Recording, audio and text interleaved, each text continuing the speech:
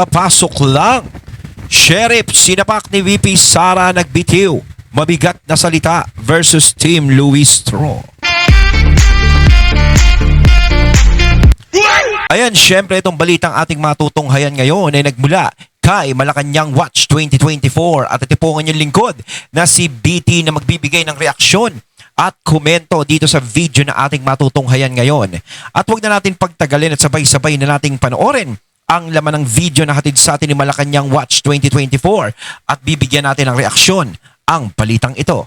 Pasok! Natin ng reaction, opinion, itong post ng Inquirer.net. Ayun, syempre bago natin simulan ng video ito, nais ko nga pala magbigay ng credits dito sa boses at video na matutunghayan natin ngayon at bibigyan ng reaksyon. Walang iba kundi si General Macanas. Syempre huwag niyong kalimutang suportahan ang channel ni General Macanas. Mga katunay, pakibisita po yan at huwag niyong kalimutang mag-subscribe at mag-follow para maging updated po kayo sa mga vlogs, reactions at sa mga balita na hinahatid sa atin ni General Macanas. Ayan po yung The General's Viewpoint, mga katunay. Ipagpatuloy natin. A court sheriff punch sinuntok by Vice President Sara Duterte during a 2011 demolition in Davao City has been listed as a witness in her impeachment trial by the House prosecution team. Ano? Gagawin nilang witness? Yung sheriff na sinapak ni BP Sara? Teka. Parang napakalayo naman nun ha. Sandali lang ha. Ang usapan dito sa impeachment ni VP Sara, alam ko kasi yung mga nai-impeach, ayan yung may kasalanan o may ginawang hindi maganda sa panahon ng panunungkulan nila. Halimbawa sa pagiging vice president niya. O kaya sa pagiging presidente niya. O sa pagiging presidente, halimbawa, gano'n. Presidente, diba? Yung mga panahon kasing yun, parang hindi naman counted ata. Yun, personal na yun. Bakit pati yun isasama? Ganyan na ba kayo kadesperado para magpatong ng kung ano-anong witness kay BP Sara? Diba? Baka naman pati yung tindahang hindi nabila ni BP Sara na isama nyo rin maging witness. O hindi bumili sa amin yan si Sara Duterte. O di ba? O gawin nating testigo yan kasi hindi bumili si Sara Duterte diyan. Baka sabihin nung may-ari ng tindahan masama ugali. Pati yung sheriff, gagawin yung witness. Ano kinalaman yan ngayon? Ano kinalaman yan sa sinasabi niyong confidential fund? Meron ba?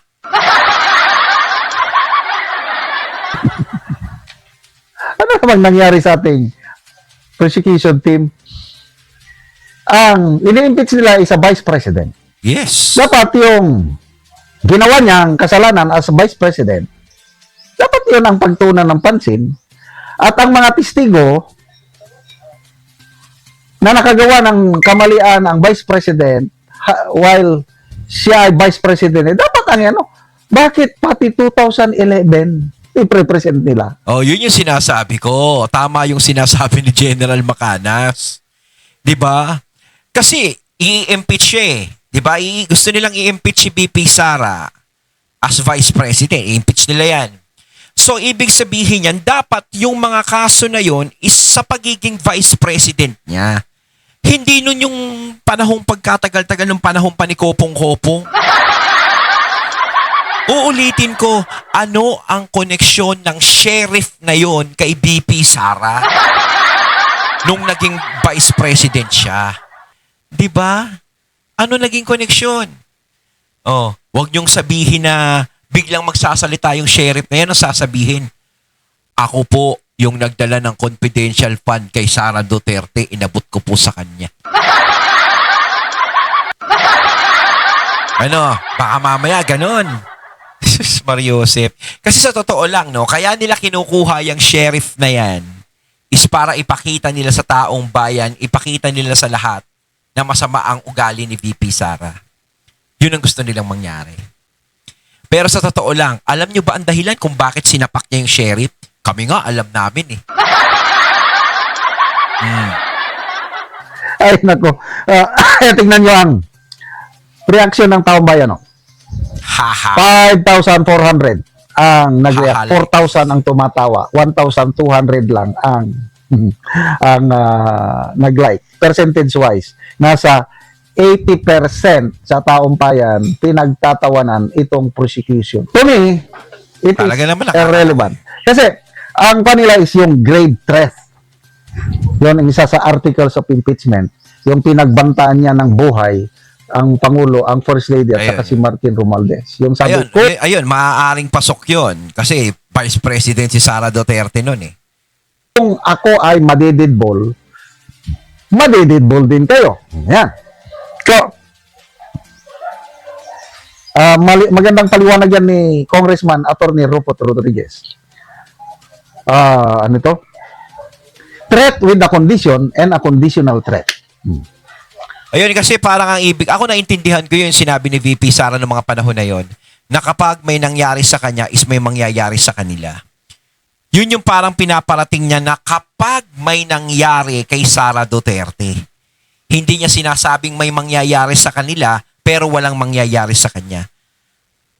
Uulitin ko, kapag may nangyari sa kanya. 'Di ba?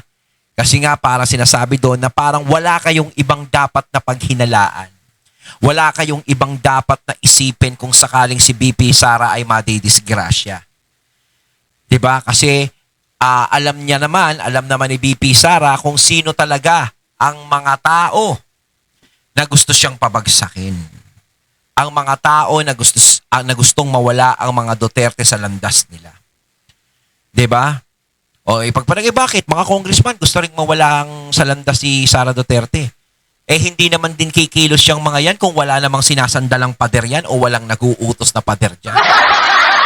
Nasasabihin natin na kagustuhan nila yung impeachment na yan kay BP Sara? Hindi rin. No? Hindi naman maglalakas loob yung mga yan? Hindi naman kikilos ng sila-sila lang yan? Hindi ako naniniwala. Ano yung threat with a condition? Parang ganito. Gugulgurin ko kayo kapag hindi, okay, itong, say, ransom incident. Itong anak ninyo, pag hindi kayo nagbigay ng 5 million hanggang bukas, gugurgurin ko ito. Ayun, criminally liable yun. Dahil threat with a condition. Paliwanag yan ni Congressman Attorney Glodin Rufus Rodriguez. Yung conditional threat, iba. Wala kang criminal liability, conditional eh. Yung pahayag ni VP Sara, kung anuhin mo yun sa i-trial mo is, it does not hold ground. Dahil, ang condition is, mamamatay muna si VP Sara Oo. bago niya magagawa yung threat na sinasabi niya. Oo, medyo dalian natin yung paliwanag. Ganito na lang natin ilagay. Yung tipong may dalawang magkaklase. 'Di ba? Inagaw niya yung ballpen inagaw niya yung lapis na lang, yung lapis ng kaklase niya. Tapos nagsalita yung inagawan ng lapis. Kasi nakaporma kunwaring ganun. Babaliin ko yung lapis mo. Babaliin ko. Magsasalita ngayon yung inagawan ng lapis. Kapag binali mo yung lapis ko, babaliin ko rin yung lapis mo. Parang ganun yun eh. 'Di ba? Babaliin niya muna yung lapis bago niya baliin yung lapis nung umagaw ng lapis niya. Ganun. Ganun yun. Tama si General Macanas doon. Nagsasalita si VP Sara tungkol doon kung sakaling may mangyayari sa kanya. 'Di ba? Kasi parang sinasabi doon, ulitin ko, wala namang ibang taong gagawa nun o pwedeng pag-isipan ng ganun, kundi yung mga taong ayaw at galit sa kanya. Sino ba ng mga numero unong ayaw sa kanya? At sino ba naman yung mga numero unong galit sa kanya? Ganun yun. Hindi sila pinagbantaan ni BP Sara na siya ang buhay, sila ang mawawala. Di ba? Ang sinasabi nilang banta ni BP Sara ay kung sakaling may mangyari. Eh kung wala namang mangyayari kay VP Sara, wala din namang mangyayari dun sa mga sinabihan niya. Gaya dun sa dalawang magkaklase. Kung hindi niya babaliin yung lapis nung kaklase niyang inagawan niya ng lapis, hindi din babaliin yung lapis niya. As simple as that. As simple as that. Yeah. Gano'n lang yan kasimple. No? Ano ngayon? Sabi ng NBI noon sa House Proceedings, naghanap daw sila ng testigo kung sino yung may lead na daw sila, sino yung Sino, nakontak Sherry? ni BP Sara na hitman. Hitman? Dapat yun ang i-present nilang witness.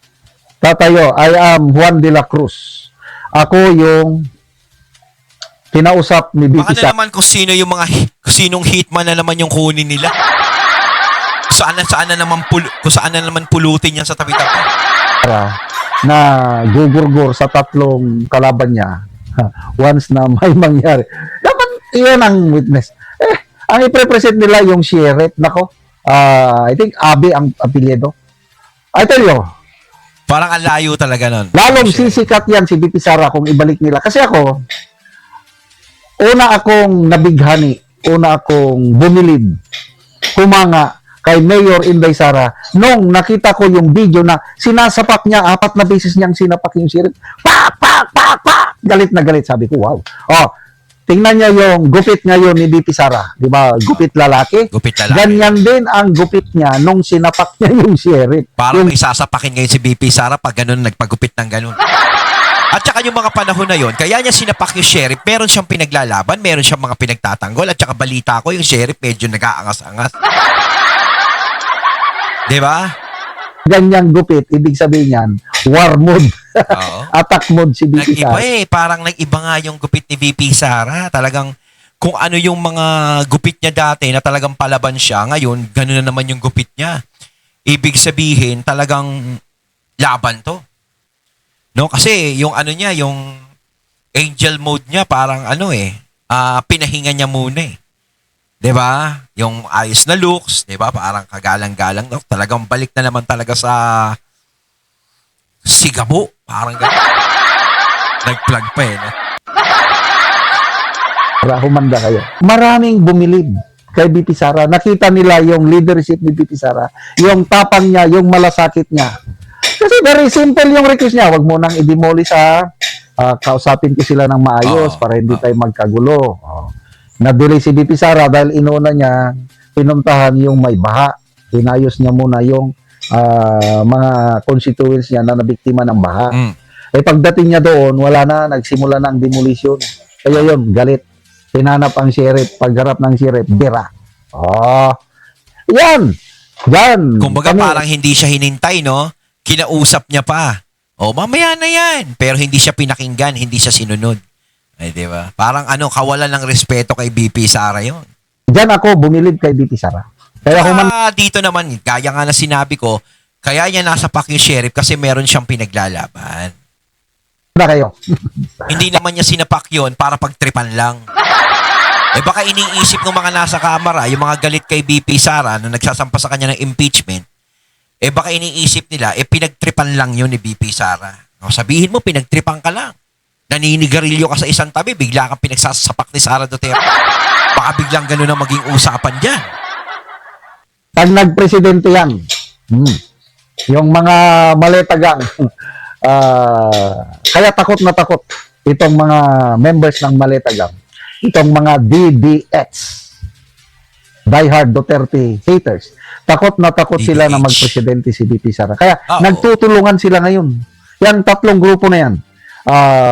Marcos Camp, Kakamping, at saka Makabayan Blanc. Nagkakaisa sila ngayon for a common enemy in the person of BP Sara.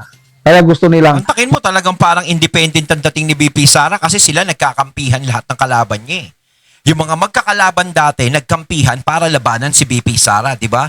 Tignan nyo naman kung ganong kalakas si BP Sara. Kakamping, dilawan, loyalist, tapos may mga Makabayan Black pa, di ba? Halos lahat sila nagkampihan. Lalo na yung, di ba, yung mga galit na galit sa mga Marcos dati, kita nyo, kinain nila yung sarili nilang suka para si Sara Duterte ay malabanan nila. Para si Sara Duterte ay mapaalis nila. Nakipag-isa sila doon sa taong kinasusuklaman nila. Di ba, tignan nyo naman kung gaano katitino ng mga utak. matanggal siya through impeachment. Kaya lang, subukan niyo. No. But the impeachment math, sabi ng isang political analyst, impeachment math, arithmetic, is luck in favor of VP Sara. Dahil 16 votes or kahit 15 votes ang kailangan para makonvict si VP Sara, 13 lang sila. Paano nila makonvict si VP Sara? Kaya good luck. Ayun, at ating natunghayan ng video na nagmula kay Malacanang Watch 2024 at syempre natunghayan natin ang boses at video na yun na binigyan natin ng reaksyon na nagmula kay General Macanas. Kayo mga katunay, anong masasabi nyo tungkol dito? Comment lang po kayo sa comment box. So once again, I'm BT and I'm out. Peace.